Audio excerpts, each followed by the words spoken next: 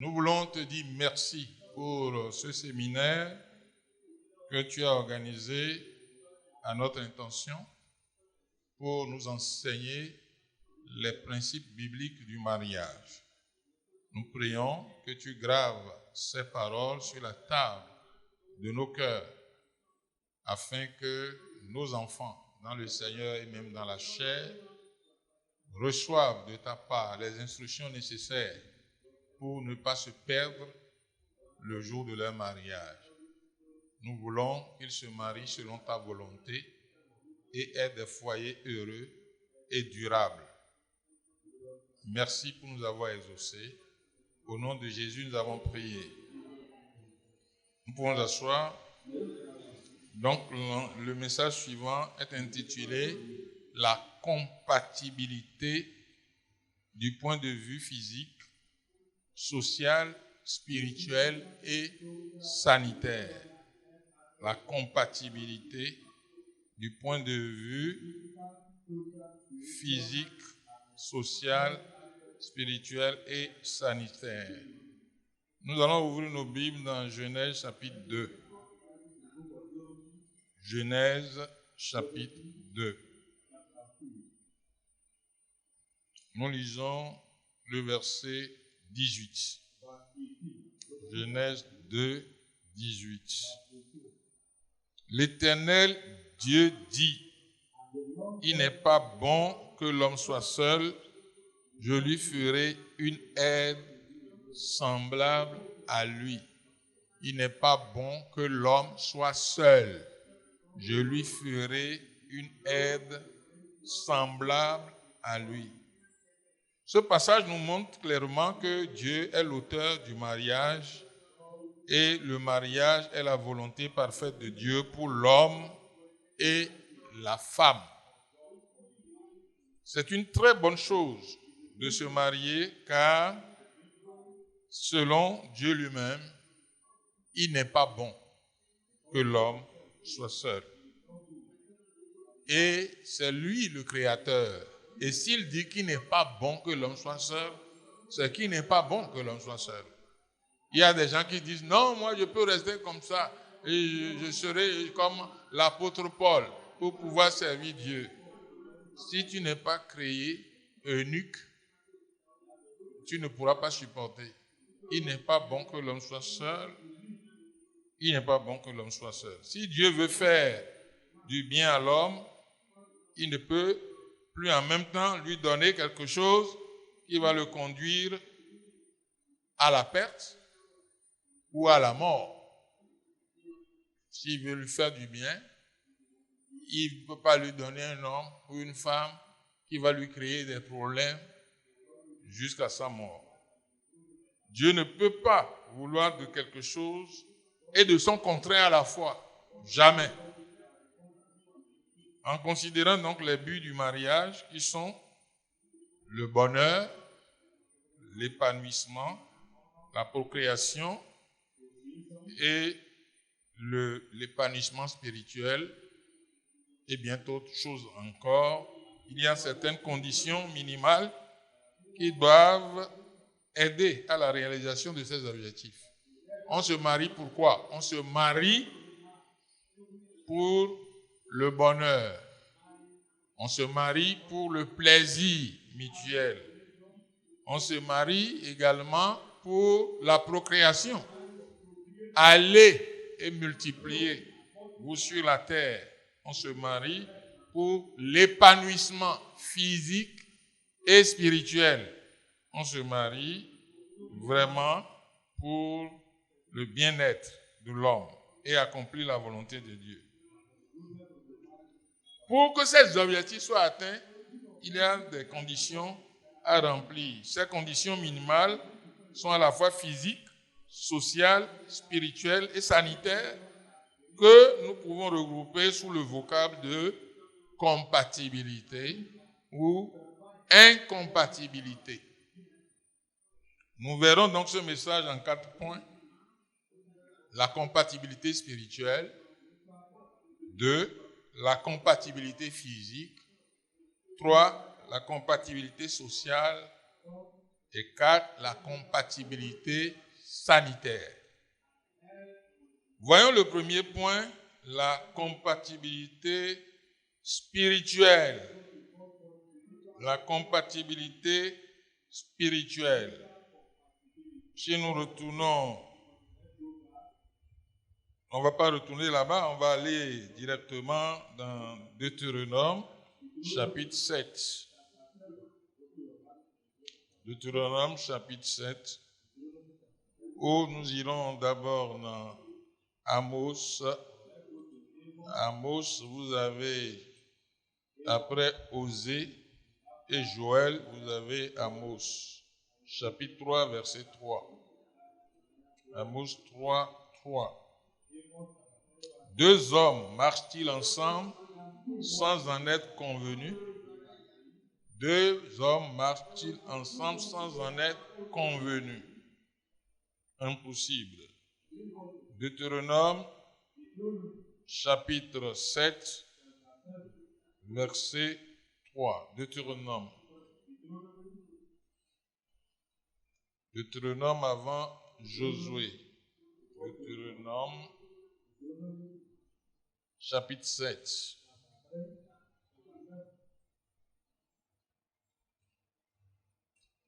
Dans Deutéronome, chapitre 7, Dieu a fait des interdictions aux enfants d'Israël.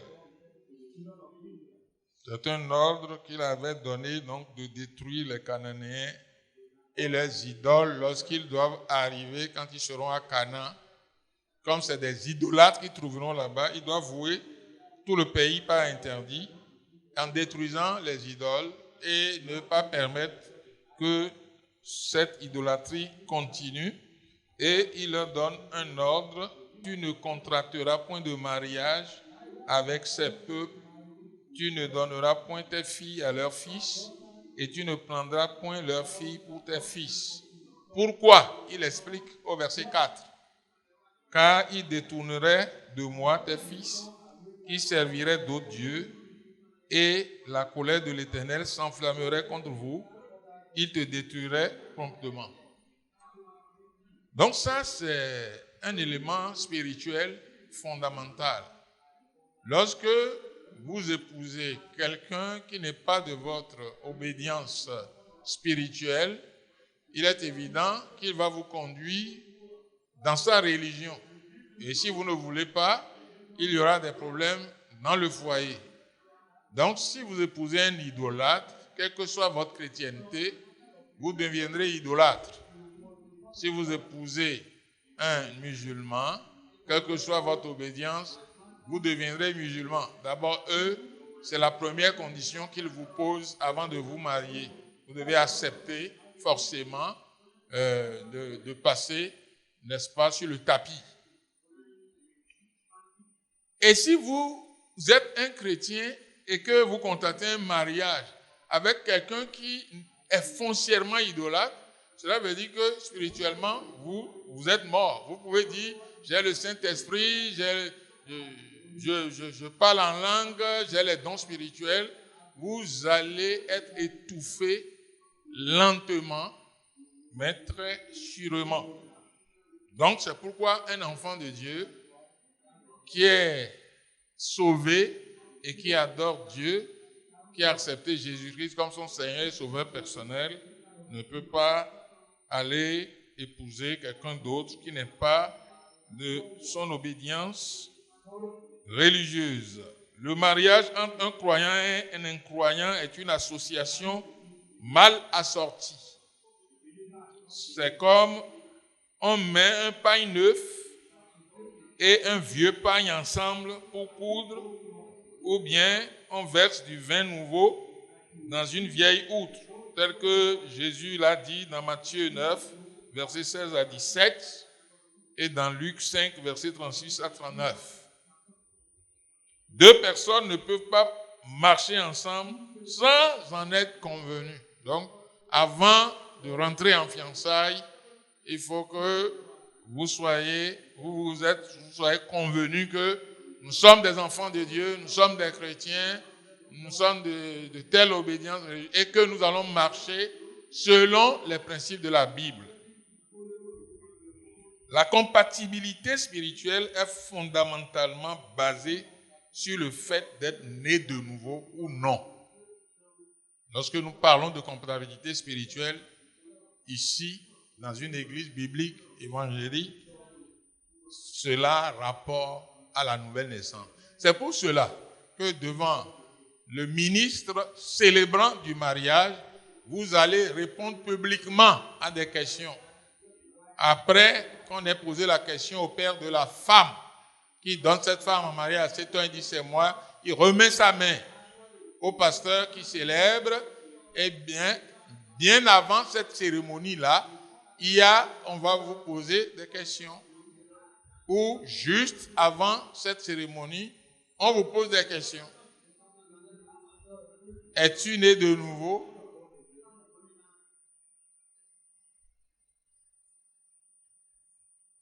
Et sanctifié par le sang expiatoire de notre Seigneur Jésus-Christ?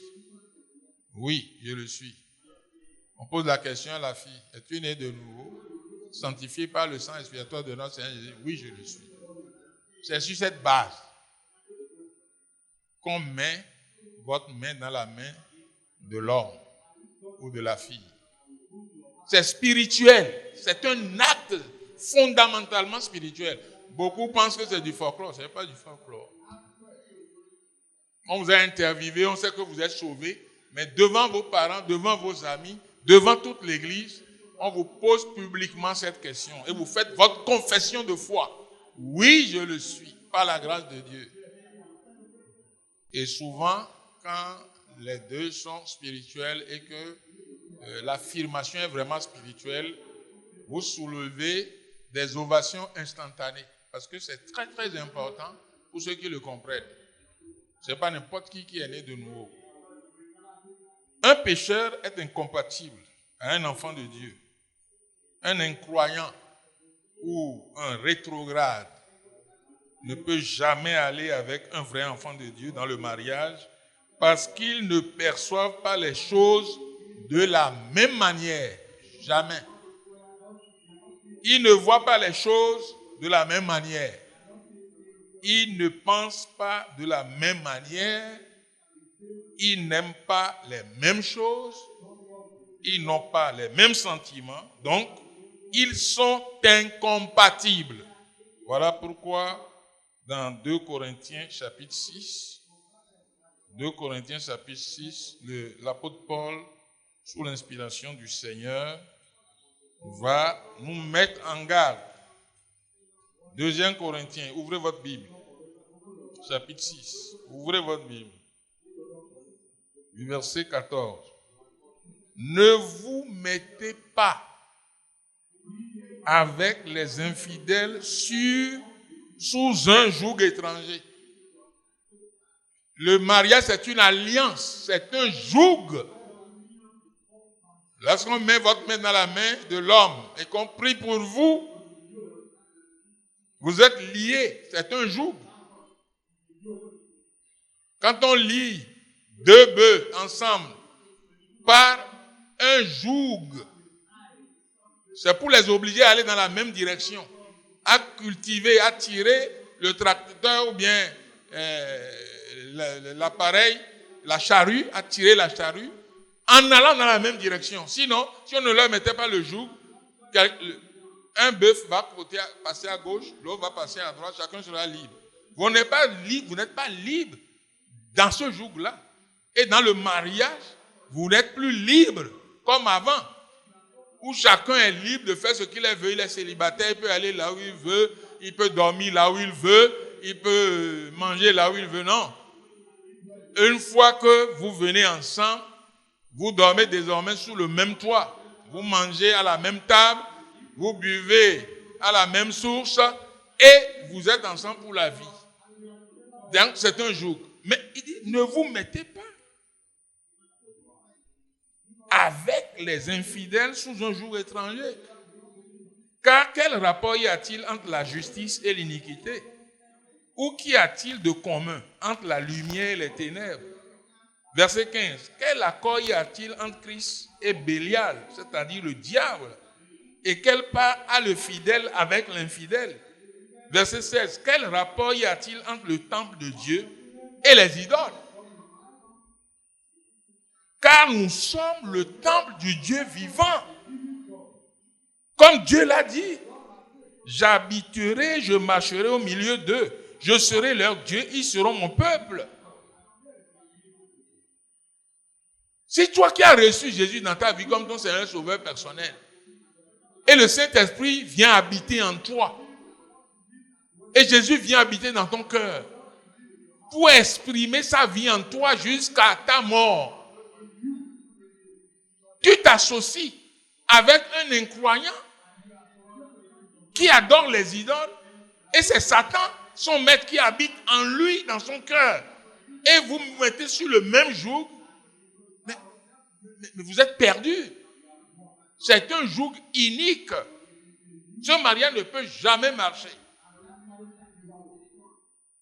Parce qu'il n'y a aucun rapport entre le temple de Dieu que nous sommes et le temple du diable que sont les autres qui ne sont pas sauvés et qui n'ont pas accepté Jésus dans leur vie. Verset 17.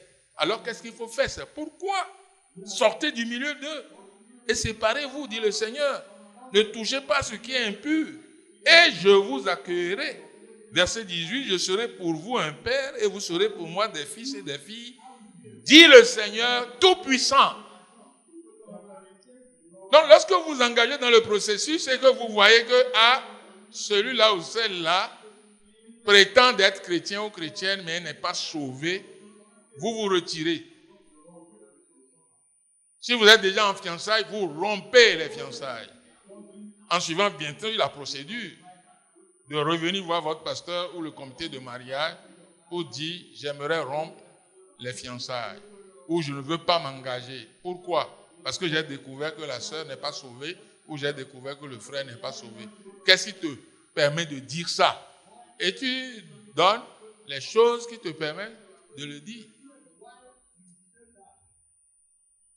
Un des communicateurs l'avait déjà dit, parce qu'il y en a qui vont vous dire vraiment, nous sommes maintenant en fiançailles, mais avant d'être sûr que c'est toi que je vais marier, je veux savoir si tu m'aimes ou pas. Oui, mon frère, je t'aime.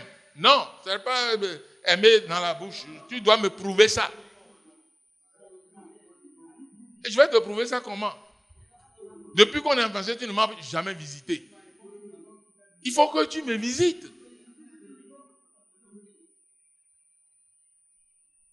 On ne nous a pas enseigné ça. Nous ne devons pas nous visiter jusqu'au jour du mariage. C'est quand on va se marier que je vais te visiter. Jamais! Hein? Ça, c'est pour eux, ça. Moi, je dois savoir si tu m'aimes ou pas.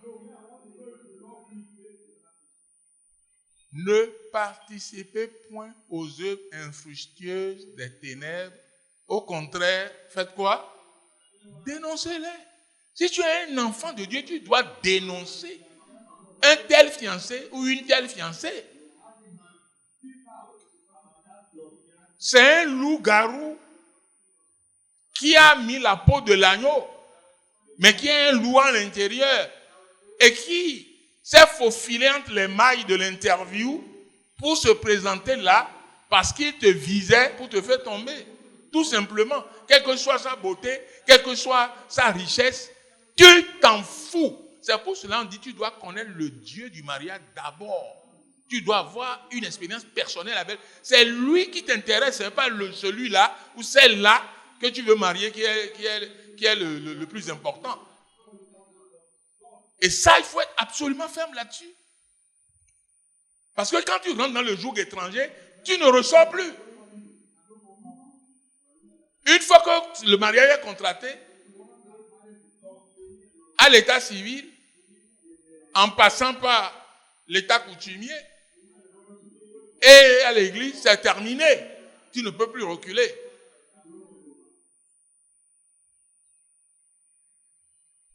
Et tous ceux qui reculent là, il y en a qui reculent.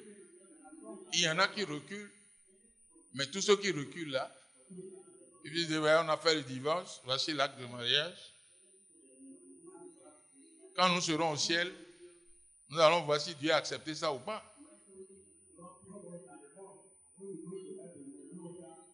Donc l'incompatibilité spirituelle est réelle. On doit éviter ça à tout prix. Voilà pourquoi il est demandé à tous les comités de mariage de faire une interview sérieuse aux prétendants et à la prétendante pour savoir, si nous avons en face un enfant de Dieu ou pas. Et dès lors que le comité découvre que celui-là n'est pas un enfant de Dieu, le processus ne continue pas. Ça fait partie des raisons pour lesquelles les dossiers traînent aussi. Dès que nous avons la preuve que tu n'es pas sauvé, nous ne pouvons pas permettre que le processus continue. On va te donner du temps pour aller prier, pour te repentir, pour faire l'expérience de la nouvelle naissance avant de revenir encore. C'est pourquoi on va te dire, reviens dans 1 mois. Reviens dans 2 mois.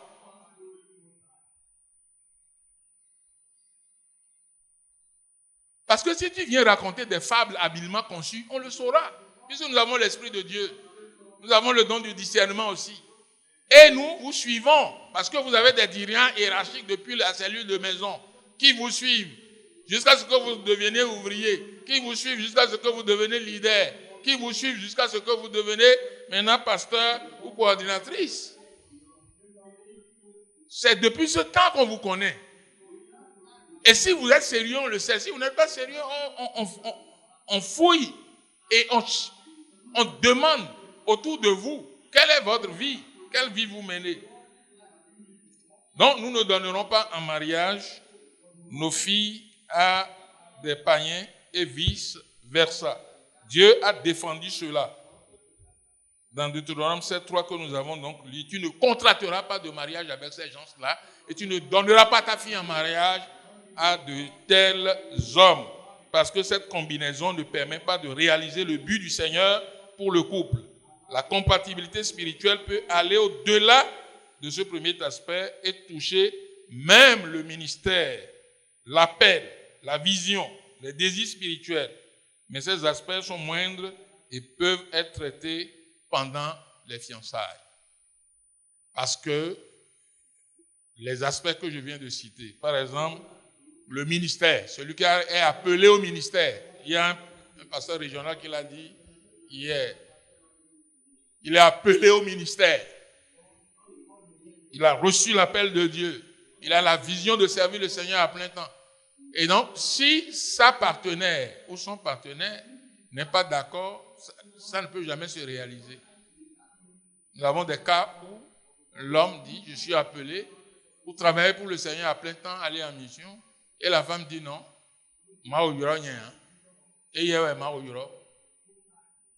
Donc, si c'est ça, donc on doit stopper les fiançailles et recommencer à zéro. Parce que si Dieu ne t'a pas appelé, que c'est lui que Dieu a appelé, si on contracte le mariage, il y aura de problèmes. C'est ça. Donc, ces aspects-là se règlent pendant les fiançailles. Vous expliquez. Et si vous ne voulez pas vous entendre, donc vous allez voir le comité, on voit le pasteur, et puis on arrête. Et chacun repart dos à dos. Alors, l'Église a donc la responsabilité autant que possible de s'assurer que les uns et les autres qui veulent se marier sont de réels enfants de Dieu. Ça m'amène au deuxième point de mon message, la compatibilité physique. La compatibilité physique. Genèse, chapitre 2. On retourne à Genèse, au commencement de la création. Dans Genèse, chapitre 2, verset 18. L'Éternel Dieu dit, il n'est pas bon que l'homme soit seul. Je lui ferai une aide semblable à lui. Le niveau d'instruction peut être ici aussi un facteur d'incompatibilité. Je lui ferai une aide semblable à lui. Semblable à lui, ce n'est pas seulement dans le domaine physique. Semblable à lui, pour que ça marche, ça doit être dans tous les domaines.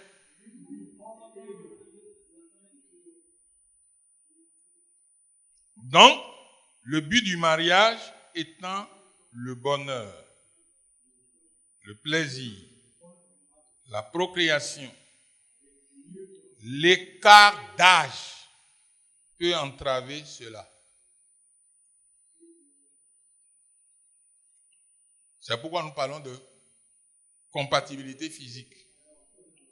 Lorsque l'un des prétendants est exagérément plus âgé que l'autre, cela ne garantit pas tout le bonheur du couple à bien des égards. Verset 19. Genèse 2, 19. L'Éternel Dieu forma de la terre tous les animaux des champs et tous les oiseaux du ciel. Et il les fit venir vers l'homme pour voir comment il les appellerait et afin que tout être vivant portât le nom que lui donnerait l'homme. Verset 21. Alors l'Éternel Dieu fit tomber un profond sommeil sur l'homme, qui s'endormit. Il prit une de ses côtes et referma la chair à sa place.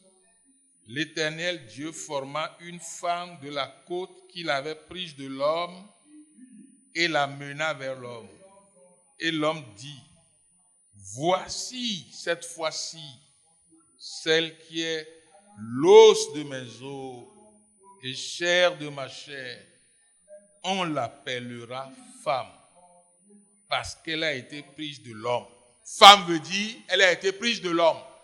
Elle a été prise de moi. C'est pourquoi l'homme quittera son père et sa mère et s'attachera à sa femme et ils deviendront une seule chair.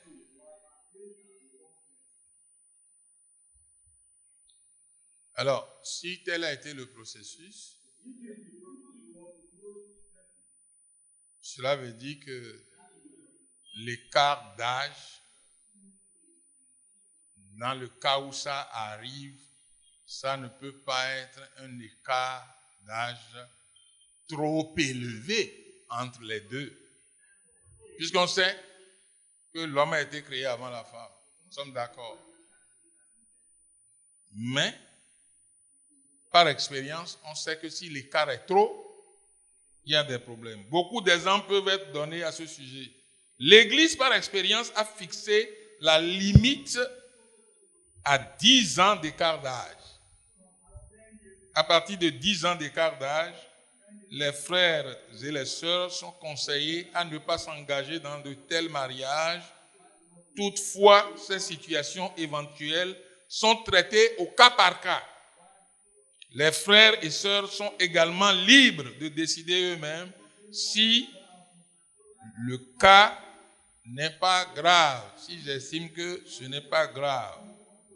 Mais à partir de 15 ans, l'Église n'accepte pas. Parce que là, c'est votre fille ou votre fils que vous voulez épouser. L'Église n'acceptera pas. 3. La compatibilité sociale. Dans la troisième partie de mon message, on retourne toujours dans Genèse chapitre 2, verset 18. L'Éternel Dieu dit, il n'est pas bon que l'homme soit seul, je lui ferai une aide semblable à lui. Et l'Éternel, eh bien, verset 20, et l'homme donna des noms à tout le bétail, aux oiseaux du ciel et à tous les oiseaux des champs, mais pour l'homme, il ne trouva point d'aide semblable à lui. C'est pourquoi l'Éternel Dieu, au verset 22, forma une femme de la côte qu'il avait prise de l'homme et la mena vers l'homme. Le niveau d'instruction peut être un facteur d'incompatibilité sociale. Lorsque le frère et la sœur ont un grand écart de niveau d'instruction, ceci peut être source de graves désharmonies dans le foyer. Le niveau de compréhension, le niveau de vie, la vision des choses ne sont jamais concordants quand l'écart d'instruction est comme entre la nuit et le jour. Cela peut conduire à des frustrations, voire des traumatismes graves. Il y a plein d'exemples où l'écart d'instruction est très criard et pourtant les intéressés ont dit non, que ça ne fait rien, c'est la volonté de Dieu. Que Dieu, lui, il est le plus instruit et que même si je ne suis pas instruit, ou ma femme n'est pas instruite, ou moi-même je ne suis pas instruit, cela ne devait pas être un problème.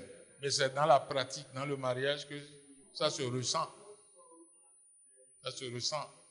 Quand les étrangers commencent à venir en visite et que le débat commence dans le foyer et que on pose la question à madame, au monsieur, pour dire qu'est-ce que vous en pensez? Elle va se réfugier à la cuisine pour ne plus ressortir. C'est là que ça commence.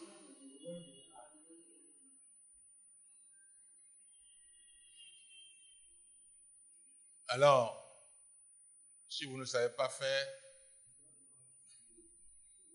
de l'épouse, vous passerez graduellement à l'étape de servante. Tout simplement. Tout simplement.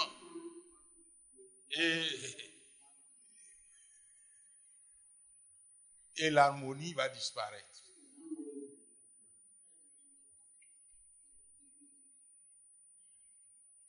Mais dans ce cas, le frère et la sœur ont néanmoins le dernier mot.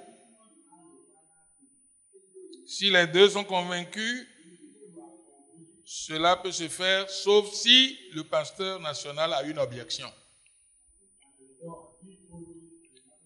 D'un autre côté, lorsque le frère ou la sœur continue d'étudier, il est normal de ne pas interrompre le cursus académique de l'un ou de l'autre. Pour permettre que le bonheur de Dieu soit accompli dans la vie des frères et sœurs, l'Église a retenu que le frère qui étudie soit d'abord en dernière année de son cursus universitaire et que la sœur soit au moins en année de licence avant qu'on l'autorise à rentrer dans les fiançailles. Les sœurs en âge de se marier doivent avoir au moins 23 ans et les frères 25 ans. Ces règles constituent des règles générales et comme on le dit, il n'y a pas de règles sans exception. Les cas exceptionnels sont évidemment traités par la hiérarchie de l'Église. Mais lorsque le frère ou la sœur a un emploi et continue à suivre les cours dans une institution universitaire ou une institution de formation, cette règle n'est pas appliquée, puisqu'il a déjà son emploi avant de continuer à chercher des diplômes additionnels. Dans ce cas, les études ne constituent plus une priorité pour lui ou pour elle. Il a déjà les moyens de se marier, il veut seulement poursuivre pour avoir un haut niveau et pour avoir de meilleures conditions salariales. Le pasteur national a le pouvoir discrétionnaire de juger ces cas-là. Nous devons souligner aussi que la compatibilité sociale ne doit pas aller trop loin au risque de dévier dans les considérations charnelles telles que le niveau de richesse, la beauté physique, la race, la région d'origine, etc. Mais, dès que ça se présente, on vous l'expliquera très clairement et vous aurez l'occasion de prendre votre décision. Enfin, dernier point, le quatrième point, la compatibilité sanitaire.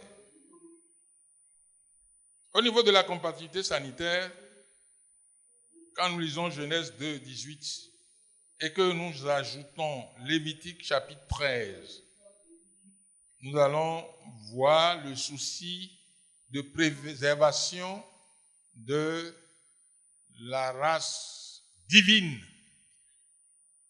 par Dieu lui-même et par les sacrificateurs et les Lévites qu'il a mis, et n'est-ce pas, comme dirigeants du peuple, ce qu'ils doivent faire pour que les enfants de Dieu ne soient pas souillés, infectés et se multiplient dans ces genres de souillures ou d'infections. Lévitique chapitre 13. Ouvre ta Bible. Lévitique chapitre 13.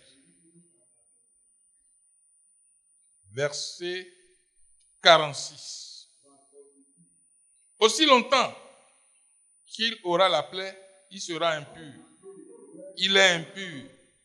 Il habitera seul. Sa demeure sera hors du camp.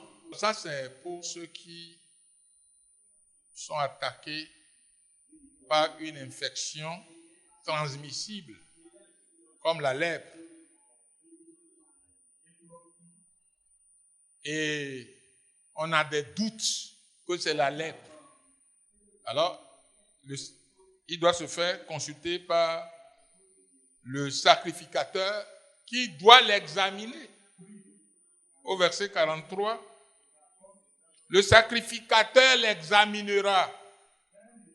S'il y a une tumeur de plaie d'un blanc rougeâtre dans la partie chauve de derrière ou de devant, semblable à la lèpre sur la peau du corps, c'est un homme lépreux, il est impur. Le sacrificateur le déclarera impur, c'est à la tête qu'est sa plaie. Le lépreux atteint de la plaie portera ses vêtements déchirés et aura la tête nue. Il se couvrira la barbe et criera impur, impur, impur sur son passage. Un tel homme, personne ne peut le marier. Il n'est même pas autorisé à rester dans le camp. Il doit vivre seul, en dehors du camp, jusqu'à ce qu'il soit guéri. C'est après la guérison qu'il peut intégrer encore la communauté, après l'examen du sacrificateur. Il doit être déclaré pur avant d'être intégré dans la société ou de se marier. Donc c'est la même chose aujourd'hui. Il y a beaucoup d'infections qui circulent dans le monde actuel. Et ça ne date pas d'aujourd'hui. Et donc, l'Église doit prendre des mesures sanitaires de protection pour que un frère ou une sœur, un homme ou une femme qui veut se marier ne porte pas une maladie sexuellement transmissible. Parce que si on ne fait pas ces examens et qu'il porte une maladie sexuellement transmissible et que les deux se marient, bonjour les dégâts. C'est une seule personne qui était infectée, maintenant on a deux. Et les enfants aussi peuvent suivre.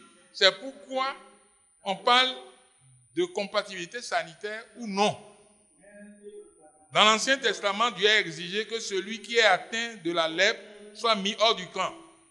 Après un examen minutieux par les sacrificateurs, si la lèpre est confirmée, cette personne est séparée des personnes saines. Cette mesure, bien qu'ayant une explication spirituelle, possède une dimension hygiénique et sanitaire très importante qu'il importe aujourd'hui de prendre en compte dans le processus du mariage afin de prévenir les membres de l'Église des problèmes qui pourraient être évités. Cet isolement préservait aussi les Israélites de la propagation de la lèpre. Et grâce à la science, nous avons la connaissance aujourd'hui de certaines maladies graves, contagieuses ou héréditaires. La présence de ces maladies chez l'un des prétendants au mariage conduit à une incompatibilité d'office. Dès qu'on découvre certaines de ces maladies chez vous, eh bien, on ne vous autorise pas à vous engager dans le mariage. Quelques exemples. un porteur sain de VIH ou malade de sida. Un porteur de VIH peut être un porteur sain, mais qui ne fait pas la maladie. S'il fait la maladie, c'est la maladie du sida. Cette personne n'est pas autorisée à se marier avec un frère ou une autre sœur qui est sain ou saine et qui ne porte rien, il n'est pas porteur. Parce qu'il est démontré que s'il est un porteur sain et qui ne porte pas la maladie, il est même plus dangereux qu'un porteur malade. Parce que dès l'accouplement et que le virus migre sur un territoire sain, il dévaste tout sur son passage. De sorte que lui ne fera pas la maladie, mais c'est l'autre qui n'était pas malade qui fera la maladie avec des formes insoupçonnables. Mais la loi protège aujourd'hui de telles personnes. De sorte que si la personne porte le VIH, la loi le protège. Nul n'a le droit de le dénoncer. Aucun comité n'a le droit de le dénoncer. Aucun pasteur n'a le droit de le dénoncer. Parce que si vous le dénoncez, qu'il va se plaindre à la justice, on va vous coffrer. Alors, qu'est-ce qu'il faut faire? Lorsque on fait les analyses, on découvre, c'est la personne elle-même qui est informée. C'est elle qui a le droit unique d'informer la partenaire ou le partenaire qu'il ou elle prétend marier. Tout ce que nous pouvons faire, c'est que nous devons nous assurer qu'il l'a fait. Parce qu'au cas où la soeur ou le frère accepte et dit, bon, autorisez-nous à faire la connaissance des parents, on va l'appeler. Est-ce que tu lui as dit? Oui, je lui ai dit. On va appeler la soeur. Oui, il m'a dit. Qu'est-ce qu'il t'a dit? Ah, j'ai dit que c'est ça. Il m'a dit, bon, tu connais les conséquences? Je dis oui. D'accord. Donc tu acceptes de l'épouser malgré ça? Oui. Bon, donc dans ce cas, nous on se retire. Voilà. Nous on se retire et vous irez faire ça avec vos parents. Informez vos parents et puis vos parents vont arranger ça. Vous allez faire ça en famille. Maintenant, si vous informez vos parents et vos parents disent, mais et l'église, quand est-ce que vous allez faire le mariage? Et l'église, et vous leur dites, l'église a refusé. Pourquoi l'église a refusé? Si vous ne dites pas la vérité, ils vont trouver que votre église est méchante. Mais s'ils nous posent la question, on va demander à votre fils ou à votre fille les raisons. Parce que nous ne sommes pas autorisés à vous dire. Donc c'est des cas comme ça que nous gérons. Pour protéger l'église de ces mots et de ces loups-garous qui ne veulent pas dire la vérité selon Dieu. Troisième cas, ou deuxième cas plutôt, un malade d'hépatite virale. On ne peut pas le permettre. Celui qui a la gonorrhée ou la gonococcie, c'est une maladie sexuellement transmissible, on ne peut pas lui permettre. Ou toute autre maladie vénérienne doit se traiter d'abord avant de s'engager dans le mariage. Lorsque nous découvrons ça, nous arrêtons le processus et on vous dit, allez vous traiter, allez vous soigner chez un médecin. Donc vous allez en consultation, puisque ça se traite. Il y a des médicaments pour ça. C'est légèrement coûteux, mais si vous voulez, vous tenez à votre mariage, vous vous soignez avant d'épouser le frère ou la sœur. Et cette période des soins peut paraître aux yeux des autres comme si le dossier traîne. Tous ceux qui posent la question pourquoi le dossier traîne, il y a ces cas-là. Donc l'intéressé doit aller se soigner. Et il y a des cas où ça fait plusieurs mois. Et quand tu reviens pour dire je suis guéri, donc nous allons demander une contre-expertise. C'est pourquoi les comités, nous avons des personnes ressources dans les comités, surtout au comité central, pour nous aider à voir tout ça de près. Donc il y aura une contre-expertise. Et là, si on vous déclare sain, le processus peut continuer. Troisième exemple, un impuissant n'est pas autorisé à s'engager dans le mariage avant son traitement. Or, il y a des frères qui souffrent de cas d'impuissance ou de faiblesse chronique et qui ne le déclarent pas. Et puis vous ne savez pas. Tout ce que vous savez, c'est que Dieu me l'a révélé. Et quand on traite avec lui, secrètement, pour qu'il se soigne, pour qu'il se traite, vous ne savez pas, vous dites, mais pourquoi ça traîne? Hein? Pourquoi il ne se décide pas? Il y a même des cas où l'intéressé est totalement mort, mais qui croit que le jour du mariage, il sera ressuscité. C'est ça. Et donc, il cache ça à tout le monde, cache ça au comité, cache ça à tout le monde. Et si le jour du mariage, la résurrection n'a pas lieu, alors qu'est-ce qui va se passer? Donc, nous vous parlons des choses que nous avons vécues, que nous avons touchées, que nous avons expérimentées. Il y a un cas particulier où le frère a dribblé tout le monde. En ce moment, il n'y avait pas de comité réel pour vérifier tout de bout en bout. Il fallait simplement voir le pasteur et le pasteur vous autorise. Mais quand vous emballez le pasteur avec des bons témoignages, mais lui, il croit. C'est pourquoi on a été obligé après de mettre sur place des comités qui sont composés de personnes ressources. Donc le frère croyait, mordicus, que le jour de son mariage, la résurrection aurait lieu. Maintenant, la résurrection n'a pas lieu. Et maintenant, les précautions que nous prenons, c'est quoi? Les textes prévoient qu'une semaine ou 2 maximum après le mariage, on fera l'interview post-nuptiale. Il y a certains comités qui ne le font plus. Mais c'est systématique. Les 2 reviennent au comité comme quand ils étaient en fiançailles. Les hommes prennent l'homme, les femmes, il y a toujours 2 sœurs qui sont dans le comité, prennent la sœur pour lui demander comment la nuit de miel s'est passée.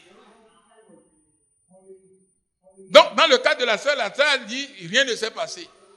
Quand nous avons posé la question au frère, il a dit vraiment c'était merveilleux.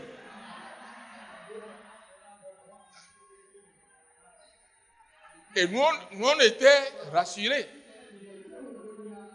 Donc, avant de les recevoir encore ensemble, donc le comité doit se voir, les sœurs et les frères, pour faire la restitution de leur investigation. Et nous avons été étonnés que les sœurs ont dit, mais rien ne s'est passé. Donc, pour savoir la vérité, il faut faire une confrontation. Et au moment de la confrontation, la sœur, comme elle a honte de parler, elle ne parle pas, le frère dit vraiment c'était merveilleux. Et les sœurs du comité ont dit quoi? Il dit mais c'est merveilleux, vous ne lui avez pas demandé. Vous ne lui avez pas demandé.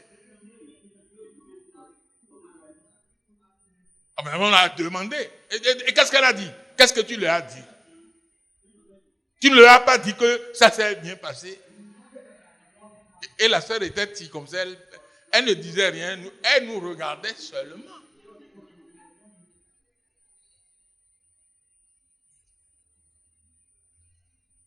Avant qu'on ne sache la vérité,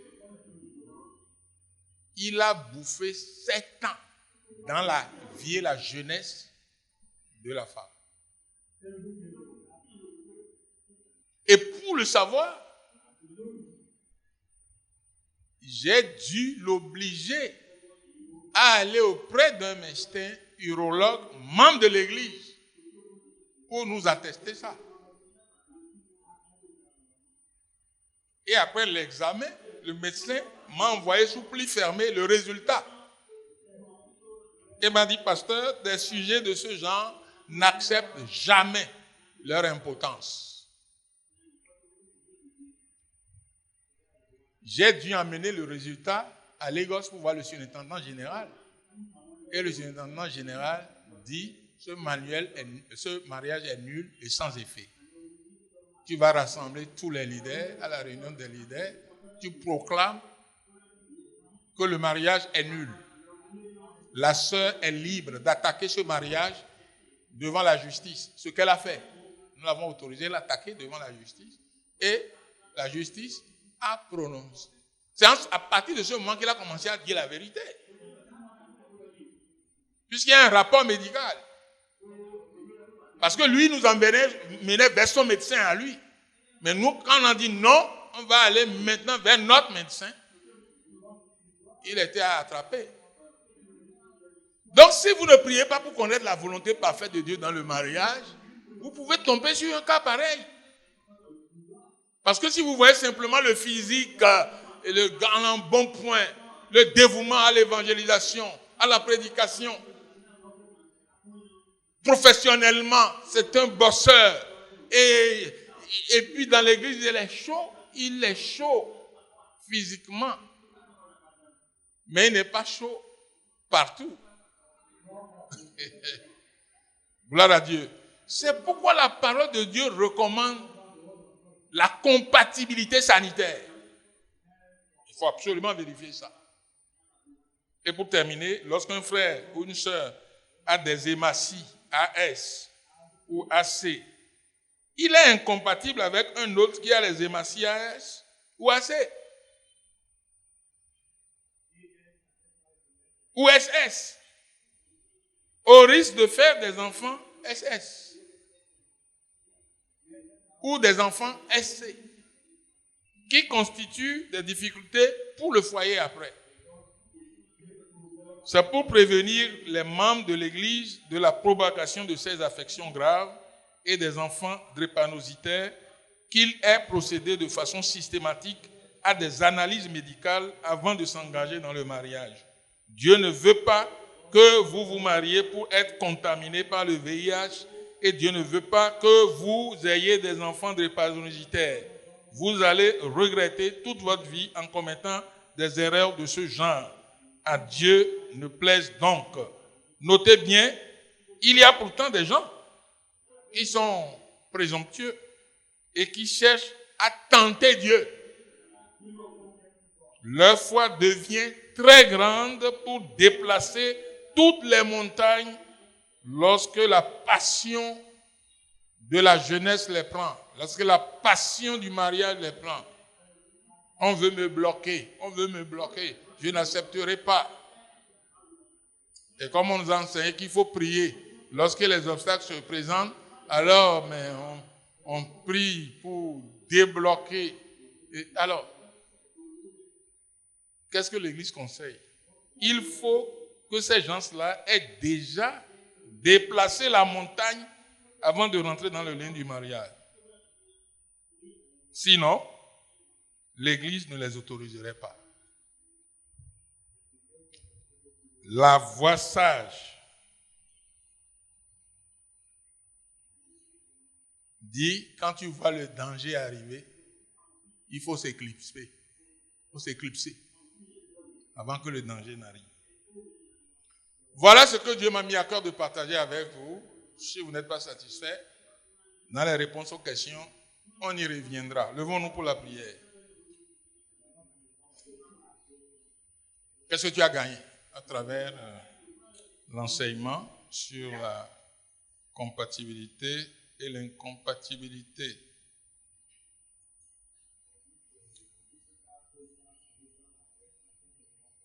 Compatibilité physique, compatibilité sociale, compatibilité spirituelle, compatibilité sanitaire, c'est indispensable. Donc, si Dieu te révèle quelqu'un, Dieu te permet de savoir si c'est sa volonté parfaite à travers ces tests-là de compatibilité. Si c'est sa volonté parfaite, il y aura... Vous serez compatibles sur tous ces plans-là. Au plan physique, au plan spirituel, au plan social, au plan sanitaire, vous êtes compatibles. C'est ça qui montre que c'est la volonté parfaite de Dieu. Sinon, il y aura la volonté permissive de Dieu.